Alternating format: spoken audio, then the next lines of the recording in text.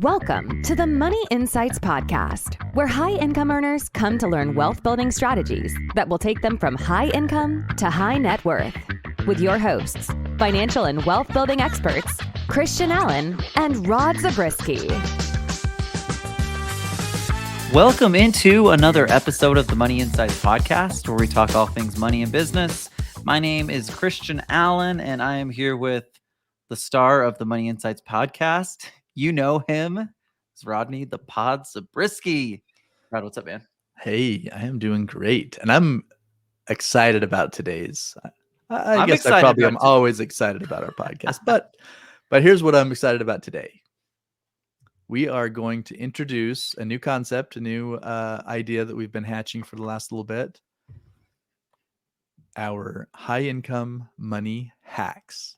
Yes. Who doesn't like high income money? I mean, first of all, we all want to have high income, and we all like money hacks. So for those two reasons, we're bringing it together.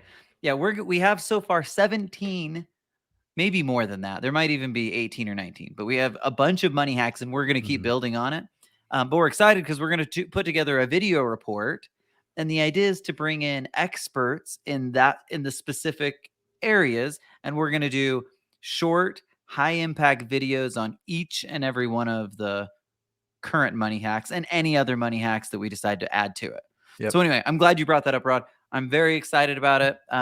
Keep an eye open for that. It should be out here in the next few weeks. Absolutely. Okay. I'm excited. So that's good. And the reason that we brought that up isn't just because we wanted to talk about the high-income money hacks. It's that it's a perfect flow. It's a perfect transition. It's a perfect transition into our show topic today. We're going to be talking about retirement cash flow planning. Yes. And that might sound a little bit different to people, right? Because normally we hear about retirement income planning, but Rod, talk a little bit about why we're changing this up and we're going with retirement cash flow planning, which, by the way, is much, much better. Yeah. Well, number one, it was kind of spurred by a few of our high income money hacks that relate specifically to this topic. And then secondly, because the high income earner, alternative investor that we tend to work with, their road to retirement, and I'm using that in air quotes, right? A lot of the people we talk to don't like us using that word because they don't think of retirement the same way as most Americans do. But that's the whole point, that for that person, retirement cash flow planning is different. Okay, Rod, so here's a question. Here's a tough question. Okay. What's different about it? Yeah, great question. Okay, so if I had to define the traditional retirement planning approach, which we say is broken, right? We've said that consistently. It is broken. I'm going to reemphasize it. It's a nest egg approach. I'm setting money aside. That could be in my 401k, IRA, Roth, maybe even. But the idea is I'm just building up this nest egg. I have a number out there that I'm shooting for. What's your number, Rod? Yeah, exactly. And if I can hit that number, I'm good. Life's great. I'm ready to retire. Everything's going to, if I can put $1.2 million in my 401k between now and when I retire, like game, set, match. Yeah. Sadly, it's just not quite that easy. Yeah. Doesn't work quite that way. Yes, that is. Okay. Good. But the typical listener to the podcast, people we work with, tend to think of things a little bit differently. We call them alternative investors because they're out there investing in real estate, maybe their own businesses, maybe other people's businesses, crypto, other things that create cash flow. That's a term that is very commonly used across the board. So when it comes time to think about retirement or slowing down or whatever, however you want to term that, the ways that you're creating the cash flow that are going to last the rest of your life, make sure that you have what you need and more and want for the rest of your life. It's a very different approach to retirement planning. So, Rod, if we were to emphasize the primary differences between what we're talking about, retirement cash flow planning, and traditional retirement income planning, I'm going to ask you what you would say, but I know the answer. What would you say, Rod?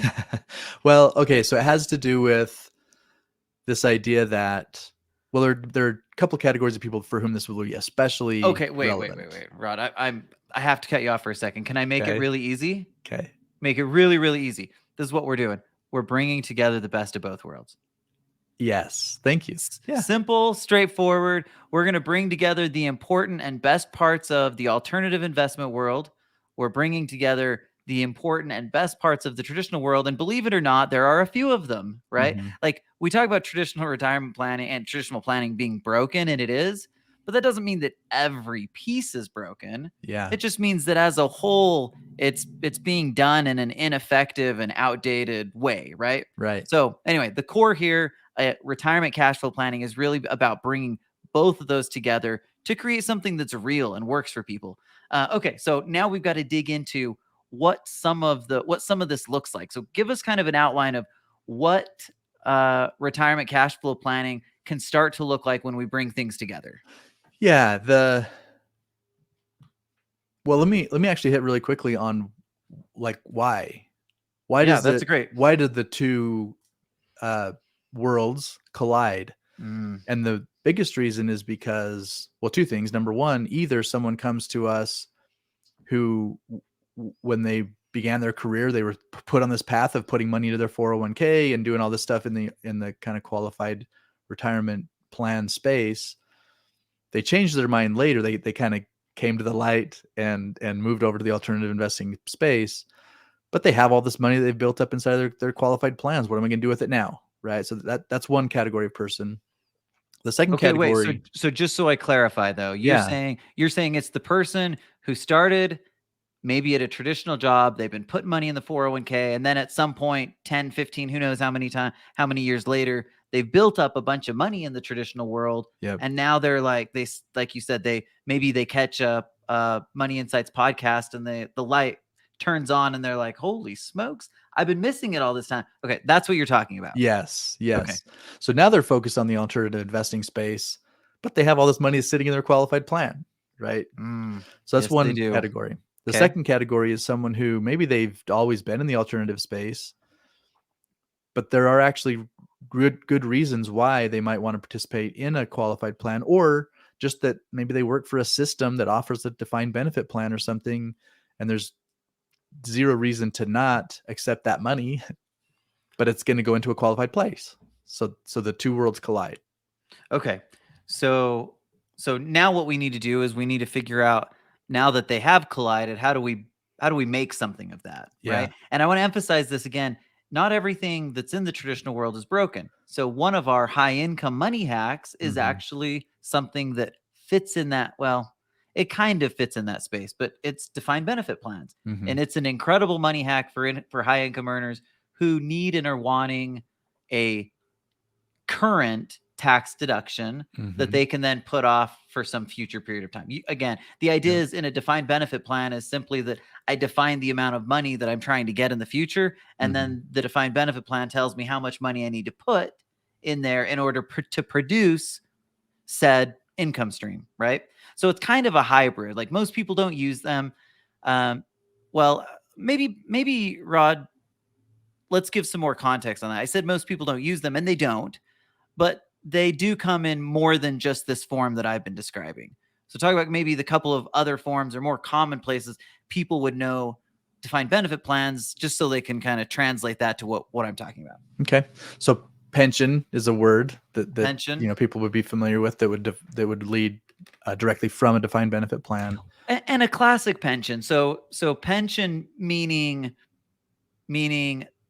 the company puts money into a plan, and it may not even be like actual cash. It may be that it's determined by time and service, your income, those types of things. They take some sort of equation, and then they take that and create an income.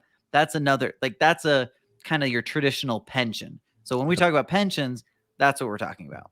Yeah. And there aren't around as much anymore, but if you worked for the VA or you had, you were tied in with some sort of a system, or maybe even it's even a smaller group or even your own business, and there was benefit to setting that up and creating your own defined benefit plan inside of your business. Those are the context, those types of situations where we see these. Okay, Rod, now we need to start to get into the planning. So let's start talking about some strategy here. So Okay. let's just say I want to bring these two worlds together, but I don't really know how, right? I know that I've got money in my defined benefit plan or in some 401ks and that kind of thing. And they're invested in the market. I'm not really sure, where to go with those other than to just do what I'm doing with them. I also am very active in the real estate world. Like maybe I own a business. Like all of Mhm. those things are happening, and now I need to bring this into a cohesive plan. So talk to us a little bit about maybe a type of strategy that we can use to get to that next place. Yeah. It's often driven by a desire to have some level of guaranteed income. Even these people who are very active in the real estate space, they've owned their own business, whatever. When it comes time to creating this, well, making sure that I have enough income coming in before I die, right? I don't outlive my money. And that it's consistently coming in. They like this idea of guaranteed income. So, Peace of mind. Everybody likes peace of mind. right, right. At least at the very minimum for my basic needs, my everyday expenses. Because, as everyone knows, in the investment space, whether it's traditional or alternative, there are times, usually short periods of time, but times where the returns aren't coming the way they normally do, right? Yeah, and we have to plan and prepare for those moments. Yep. And that's why I think that is really valuable, having at least the basic needs met. Yep. And we want to do that with some of these guaranteed sources, which we'll talk about here in a minute. But then aside from that, the lifestyle, the travel, all of those other pieces can come from the other cash flow that we're able to generate through the other stuff that we're doing that doesn't have to be guaranteed. In fact, if we were to put everything in the guaranteed bucket, then at least the mindset of the people that we work with, that would drive them nuts, right? Like, well, Right. then what am I going to do, right? Yeah, I want to need be out there something. creating I'd be bored, and right? yeah, making cool things happen. So Okay, Rod, now that we've talked about some possible ways to get guaranteed income, we talked specifically about defined benefit plans as an example. Let's just jump into a few other ways that we can utilize the same concept, the same strategy. And when I say that, I mean in terms of creating a guaranteed income for our baseline while still having the freedom to generate the bigger returns with that extra money. yeah. Okay. Yeah. So you mentioned the defined benefit plan. Well, another thing, and it's kind of like creating your own, like anybody can create their own guaranteed income or something like a pension with annuities. Annuities. And People love annuities. oh That's my yeah, experience. yeah. Just the word annuity like gets people excited. Um obviously I'm joking about that, but there is a place for it. And if we're trying to bring the best of both worlds together, we're trying to bring guaranteed income sources. Well, the reality is if you want a guaranteed income source that you just 100% know you'll never be able to outlive, then Mhm. there's probably not a better way to do that than using like income annuities. Yeah. Yeah, and it's combining the boring with the exciting stuff. And or maybe another way to think of it is because you have the boring in place, it gives you a little more freedom to go out and try to hit some home runs with some of the other stuff you're doing, right? Because you have the baseline taken care of. And we did a podcast here a few weeks ago about annuities. So obviously, if you haven't checked out that episode, take a look at it, get into a little more detail. But in a nutshell, an annuity is just a way to take a lump sum of cash and turn it into a guaranteed stream of income that you can't outlive. So you can basically create your own pension. It lasts as long as you and or your spouse till you're gone and no longer need the income. Okay, Rod. So just to clarify for people, there's really two definitions of annuity. The first definition is what you suggested. It's an income stream. And that can be any financial institution. It could be a person. It doesn't matter. It's just turning a lump sum of cash into an income stream. It's therefore been annuitized or is an annuity. The other form or the other definition is just a contract that's issued by a life insurance company that basically does the opposite of what life insurance does. It ensures people have the ability to guarantee an income stream for life, But the unique thing about that today is that many of them don't do that, right? They're just a lump sum of cash where you can put it there, get a return in a variety of different ways. Again, refer back to our episode just a few weeks ago on annuities. Okay, I just wanted to make sure that if that it was confusing in anyone's mind, those are kind of the two separate definitions. And here we're going to be referencing and specifically focusing on the pure definition of annuity, a way to cover your baseline needs with some type of guaranteed income. Yes. And I'm not sure if we want to go into too much depth, but I also feel like we need to mention Social Security. I hate social. No, just kidding. Social Security is important. Like, look, let's be real. For high income earners, like many of our clients, it's going to be a small piece. Yeah, for sure. But for some people, it can be really large, and many people, it can be large. So I think it is important just to understand Social Security. It's just a really horribly managed giant pension fund. Yeah, right. That they basically bankrupt. But they just keep trying to push money into it to inch it along. It is a confusing one, but the reality is when an annuity or a pension fund or something like that is managed appropriately, it can be incredibly powerful, especially in an individual's life, because it gives you freedom and flexibility to live your life without fear. It gives you freedom and flexibility to invest without fear. And again, it's freedom and flexibility. Yep, I like it. Okay, Rod. So we talked about defined benefit plan. We talked about annuities. We talked about Social Security. Are there any other? Let's move into the non-traditional side and talk about ways to create income streams that are maybe outside of that kind of boring annuity style. Yeah, and boring but effective. Boring but right. effective. Yes. Okay, now we're getting into some on the alternative side, things like real estate. Yes, real estate for most of our clients is something that they are doing and foresee that as being a way to create consistent streams of income. And in most cases, they are consistent, right? Yes. But let's be clear here. We're not talking about any type of real estate investing, right? Because we just described how having guaranteed cash flow and guaranteed retirement cash flows can create the freedom and flexibility. Well, it doesn't work if all of your real estate ventures are focused completely on growth, right? That's not the strategies we're talking about. So maybe be a little bit more specific so people can understand what are some of the ways within like the real estate world or other ways to focus on guaranteed or at least, and maybe guaranteed is not the right word, but consistent and predictable cash flows. Yeah, because kind of as you're alluding to, most people who invest in real estate are doing it in a variety of different ways. But let's say it's a syndication, or maybe you have your own property. There's a lot of time and effort, decision making that has to go into continuing that train down the road, right? Or down the rail, I guess, if it's a train. So, but you get to a place where you want it to be more automated, require less involvement from you.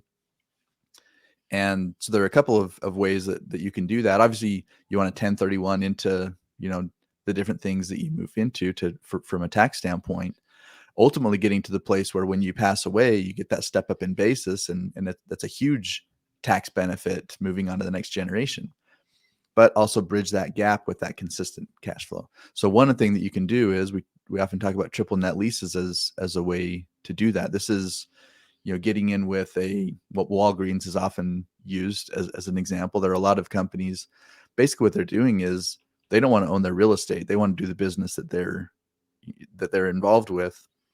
So they want someone else to own the property. They just want to lease it from them for a long period of time. So that's one of the reasons these are good, is because it's a 10, 20, 30 year type of agreement that just rolls along. You don't have to be making ongoing decisions when you're in your 80s and 90s and not as sharp as you are now to continue to do that. So that's one really good way to do it. And the second thing is that if we can get our kids involved, a lot of our clients do the things that they do in a way to begin to incorporate their kids into the process. So if I'm now, again, in my 80s or 90s, I'm not as sharp in making decisions, continually rolling into new properties and making cool things happen the way I'm hoping to do now. But I have my kids involved in that process. Now they kind of pick up the ball and run with it. And it still continues to benefit me for that consistent income, but I'm not having to make those decisions. They're ready to do it. They're continuing to carry that ball. It seems like the important thing here, Rod, is just to focus on investing in things and in ways that create consistent, predictable cash flow, right? Yep. So cash flow investing is a really powerful way, again, to create a consistent income stream that then gives you the freedom to be able to go do, whatever else it is. It could be traveling, it could be other investing, it could be, investing in businesses. There's just so many opportunities. And my experience in working with people, even when they're, even wealthy people, often feel more at peace, just by knowing that they have kind of that baseline taken care of. It's guaranteed. Absolutely. Okay. But there are other ways to do it, Rod. So hit on a few other ways that we can create consistent, guaranteed income streams or consistent, predictable income streams. Yeah. The next one I had down was business ownership, and obviously distributions that come from that. And with this one, it obviously could really be any type of business ownership. For a lot of people, it's the business that they built, and they get to a place where they're going to sell it, but a lot of them retain a portion of the ownership. So, and maybe they continue to work with the business for a little while, then they move on. They're no longer working with the business, but they keep 10 or 20% ownership in it. And so they'll continue to receive those distributions. Yeah. And a lot of times it's hard to move a business from one generation to the next. In fact, I think the percentage of businesses that successfully do that is extremely small. Mm-hmm. And so what we see a lot of people do, and a situation that a lot of people are in, is maybe they don't have the necessary and willing and ready buyers, specifically willing buyers who have cash and are ready to do maybe the combination of cash and expertise. And so oftentimes this kind of situation could be in a succession strategy where you're bringing one member of the business into ownership, and over time it's basically a note to buy you out. Right. Mm-hmm. So anyway, it's another good way. And we've seen lots and lots of businesses do it. If you're struggling to sell a business, this can be a really powerful way to get value out of the business and create some really good and strong guarantees. Yeah. Okay. I would say even in like private equity, we've seen where people will retain a portion of that. Yeah. ownership. And that's super common in like in the medical and dental space, Mm-hmm. right? Those are where because if you run a carpentry business that makes a couple $1 million, like you're probably not going to get many private equity firms coming at you. Yeah. But if you're a physician that has, built up a large clientele, then you certainly will have people knocking at your door, which makes it really nice. But can I just say, you have to be careful about those deals, because there are good ones and there are not so good ones. And I've heard stories about. Okay. Yeah. That's a side note though. Okay, Rod, let's talk a little bit about things like notes, life insurance, those types of things. Okay. So for notes, this could be a variety of different things. Recently, we had an episode where we interviewed someone that offers mortgage notes. So let's use that as an example. That was our man, Fred Moskowitz. Yeah. Good old Fred. Yep.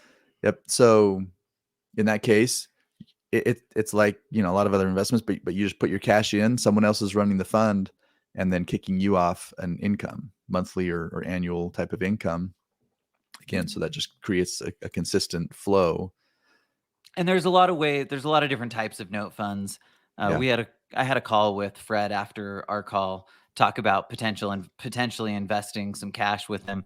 And his was really simple. They're in single family residential notes, and it kicks off an 8% return.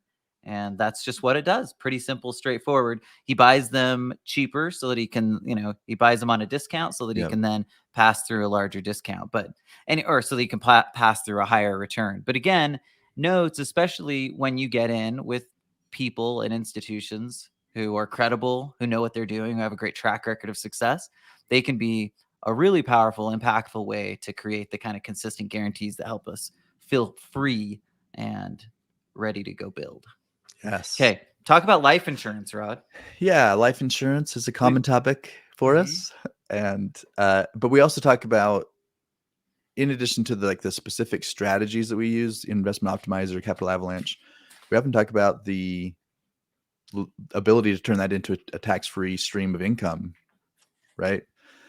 And they're great for that. And what happens with them is, number one, it can be just very basic, like, hey, I have this money built up in policy. I want to start to take a methodical, amount of money out, or it becomes the place I take it out when I need to go buy a car. I'm going to go on a trip. I have some extra spending that I'm going to do. This is a great place to take it because it's tax free, right? So some of these other things, even on the guaranteed side, especially if it was from a traditional qualified plan, all of that's going to be taxable, but this is not. It's a very easy one to tap into for some of those extras, because then you're not messing with your whole tax plan. The Capital Avalanche and the Retirement Accelerator that we both use are perfect examples of ways to create significant tax-free and in some cases guaranteed. I mean, certainly you can create guaranteed income streams, right? Mm-hmm. So like, it really is a powerful way to do it. And in that case, it's not even just that we, find ourselves at, as we're older with a lump sum of cash. In that situation, obviously we're making it a priority at some earlier stage. We're using the financial arbitrage of basically generating a higher return than we're having to pay in interest. And just by doing that over a long period of time, it can create incredible and that's the whole idea of the life insurance retirement plan. Now, you can do it without having the leverage, but obviously we believe by using conservative leverage, it kind of takes things up a notch. But again, we're talking about things that you build out and can plan on producing a specified income stream for the duration of our lifetime. And that's what that's doing. Yeah. And what's nice about it is because of what it is and the way it works, you can, when you use it in combination with some of these other things that are less predictable, then it creates again another level of safety net. So we obviously talked about these guaranteed sources as creating that baseline, but let's say even with the income from the real estate, right? Sometimes, depending on what we're investing in, there could be times where, just because of what's happening in the economy, or fewer renters paying their mortgage at times, kind of a 2020 type of thing. There can be short periods of time where there isn't as consistent a flow there. Well, we can make up for it in places like this life insurance, because number one, it's a chunk of cash sitting there, but it's also growing at a very consistent and predictable basis as well. So it's a really easy way to create a buffer in some of those other things. It's almost the inverse of what we've been talking about, right? We've been talking about creating a baseline of guaranteed income. And now what we're suggesting is that there's value, especially with something like life insurance that's liquid, it's safe, it's guaranteed, like those components that come into it.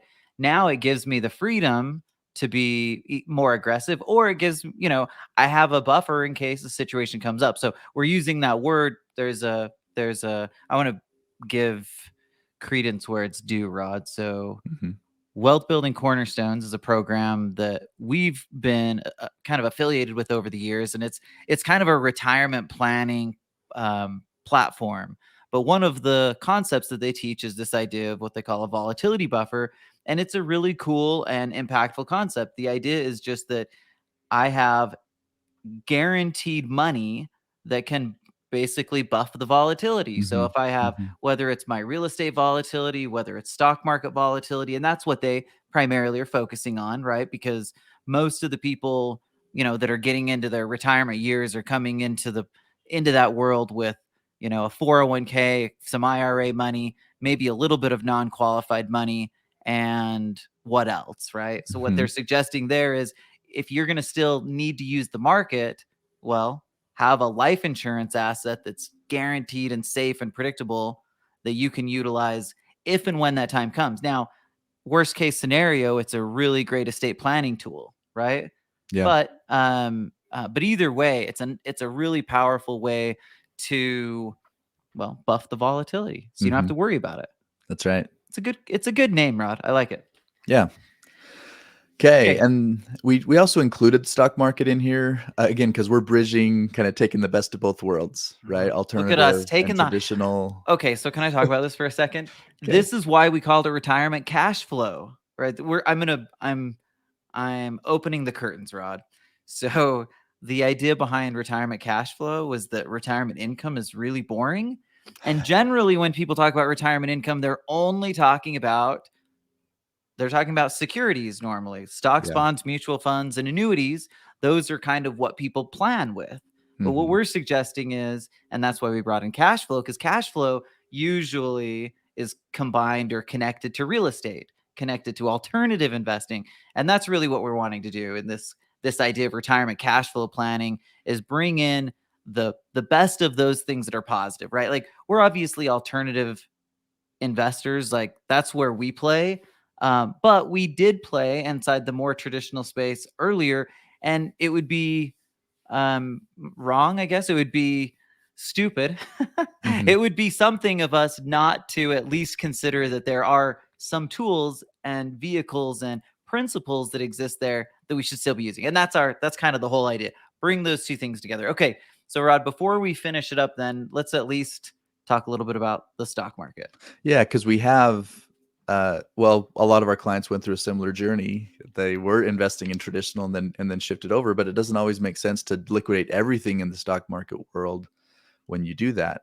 We have clients that just want to continue to do that. Maybe they do a little bit of options trading or day trading or whatever. They just like that and want to keep doing that, even if they are, now moving over and doing a lot more in the real estate and whatnot. But then also, people who bought Apple stock, you're not going to just liquidate that now, right? You had it for the last 20 years, partly for tax reasons, but for obvious other reasons, you want to hang on to stuff like that. So when that you get to retirement and that's kicking off a dividend, well, just, that becomes part of that income, that regular income that you're using. One of the things we talked about, we've mentioned a few times, is defined benefit plans. Well, while you can use a completely fixed, guaranteed type defined benefit plan, they call it a fully insured defined benefit plan that consists of life insurance and annuities exclusively, which, we won't get into that right now. But most of them that we see are cash balance plans, right? And a cash balance plan is normally invested in the market traditionally. So the question is, let's say that I've put a couple $1,000,000. Let's say I'm a high income earning physician and I've put a couple $1,000,000 in there over my career. Like, you've got to be smart. You've got to be thoughtful about how to best utilize that. And it might be that could be a source of kind of that consistent guaranteed income. And then you're using non-qualified funds or it could be vice versa, right? We might try to take all of that qualified money. Maybe we're going to, come up with a conversion strategy. Like, there's just a lot of things that we can do. But again, the point here more broadly is just that we can't ignore one or the other, because the reality is most people have some of both. Yeah. So now maybe to recap a little bit, I think what it's doing is it's just taking the broad spectrum of where people find themselves leading up to retirement and creating a retirement cash flow planning strategy around that. Because what we do know is people are owning a variety of different things for different reasons, right? For each individual. So when you look at the money that people have in the life insurance, in qualified plans, in the stock market, in real estate, in business, in all these different things, then it's a matter of trying to create a cohesive plan. And in a very simple way, we're just kind of creating a way to categorize those and say, well, let's take a portion of it and create some guarantees, and then take the rest of it and create the lifestyle, so to speak, portion of that income. But individually, like customizing the plan to the individual based on where they are and what they own at the time that they're leading up to retirement. That sounds good to me, Rod. Sounds a lot better than what we normally see out there. Yep. So we're coining the phrase, as of right this minute, retirement cash flow planning. I think I we love need it. to trademark it, Rod, We should. before one of our listeners goes out and does it for us. or Okay. instead of us. Okay, everybody, thank you so much for tuning into the podcast today. Hopefully it's been helpful. We love feedback. So if you have any feedback for us, please reach out. We're always looking for ways to make the show better. So thanks so much. And we'll see you next week on the Money Insights Podcast. Thank you for listening to the Money Insights Podcast. To learn more about the financial and business strategies discussed in this show, please visit moneyinsights.net. The views and opinions expressed on the Money Insights Podcast are not intended to be individual financial, tax, or legal advice. Always consult with the appropriate advisor before making financial decisions. And if you're enjoying the show, please feel free to rate, subscribe, and leave a review wherever you listen to your podcasts. This will help others find the show and learn wealth building strategies for themselves. Thanks again for tuning in, and we'll catch you in the next episode.